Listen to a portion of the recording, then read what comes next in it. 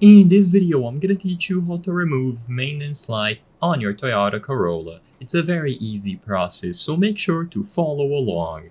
The method for resetting the maintenance light in your Toyota Corolla is going to depend on whether your car has a traditional instrument cluster or a color multi-information display.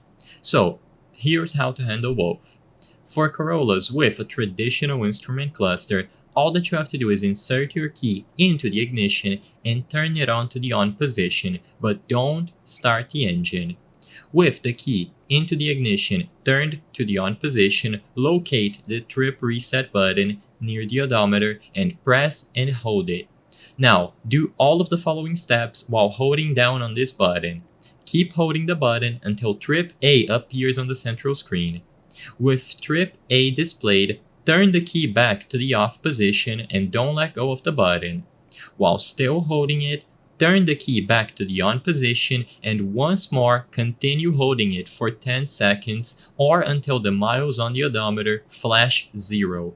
Once the odometer reads 0, the maintenance light should turn off. So it is a little bit convoluted, but to summarize, as soon as you find the button with the key inserted into the ignition and turn to the on position without starting the engine, just hold down on the button, turn it to the on position, off position, and repeat the steps. Afterwards, continue holding it and you will have the lights go away. Now, for Corollas with a color multi-information display, all that you have to do is, once again, turn the key to the on position or press the start button twice without holding the brake for push button start, and on the multi-information display, select the cog or gear icon, navigate through the menus and select Scheduled Maintenance. This system will prompt you to confirm the reset, and all that you have to do now is confirm that you wish to reset the lights. The maintenance light should then turn off.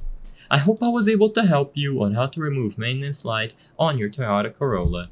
If this video helped you, please be sure to leave a like and subscribe for more very easy tips. Thank you for watching.